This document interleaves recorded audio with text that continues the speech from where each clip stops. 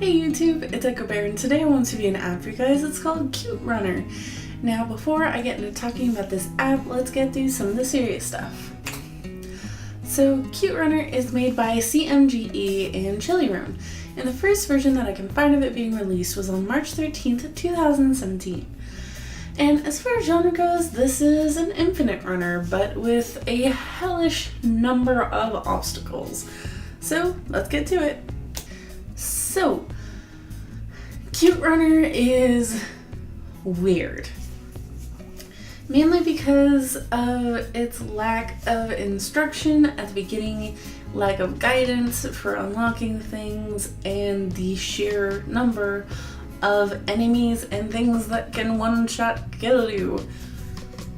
So, first of all, the premise of this game. Premise, run as far as you can because the land behind you is collapsing. You're a block that flips around like onto your face for some reason. I don't know.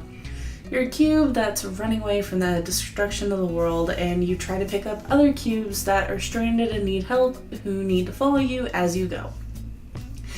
If you have collected several other cubes as you're running through and the lead cube dies for whatever of the thousands of reasons it could, then the next one takes over. There's also the backlash of having more than one cube is that you move exponentially faster per cube that you have in your party, making it easier to die. But also, to counter that, having more people in your party also makes your score go up faster, so it's kind of a give and take on what you want to risk. Pretty much that's the whole premise of this game. Just go, get a high score, rinse and repeat. So, of all the things that you can run into in this game are knockoff piranha plants, angry bees, falling into pits, you get trapped by trees, there are spikes, there's a giant cat thing with a black eye for some reason, there's the environment, which will rain frogs that will jump on top of you and kill you. The terrain itself will fall away if you take too long figuring out where to go. There are logs that will trap you in an area that you just can't escape. And yeah, that is a ridiculous number of enemies and things that can kill you. All of these things that I just said could be happening on the screen at one time. So it's ridiculously challenging at sometimes and ridiculously easy at other times, depending on how the RNG gods have decided to grace you or screw you over in whatever capacity. You start out with a little friendo cube who doesn't have anything special about him. You collect a certain number of coins through unlocking chests by finding keys and unlocking them, or just by destroying flowers and stealing the coins that show up from that. You unlock a new character and it will be a random character.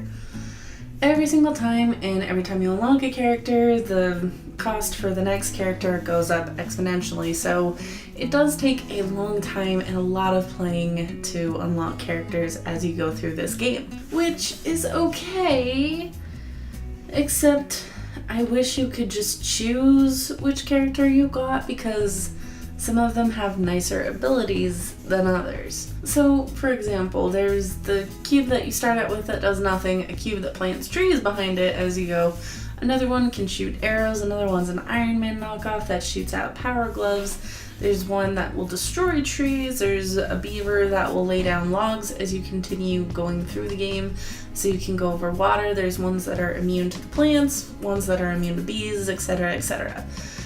So it's just kind of messy trying to remember and know what all of these power-ups even do because it's some sort of cryptic hoo-ha in the description. It's not just like invincible to bees, plants trees, does this. It's like roars, creates life, immune to bullet. Like, it's very vague and confusing because none of what it's telling you it's immune to or will do is explained to you in the game itself. So the lack of guidance, even for an infinite runner, is infuriating and just frustrating in general to even deal with. Aesthetic-wise, it's also kind of disappointing. There's nothing very endearing about any of the designs. They're all just kind of there. Now, I know that it's kind of hard to create a lot of different assets, but when you look at games like Crossy Road, who, even though they're very restricted to the Cubist style that they've chosen, have still managed to make very creative and endearing characters. These characters, however, are very frustrating, very boring, and very bland, and some of the character designs even blend into each other, so you can't really tell which thing you're picking up. So, for the lack of memorability and just lack of being able to be endeared to anything I'm seeing on the screen, I'm gonna have to give this game about a 5 out of 10. It is fun, it's very functional, it works super well and does what it sets out to do, but it's just not very exciting or very fun or very well presented in the way that it has presented itself. So, if you guys like this video, make sure to stick to the very end to see more stuff that I've done. If you guys still want to check out this app, make sure to click down in the description to find download links down there. I hope you all have a lovely day, and I'll see you in the next video. Bye!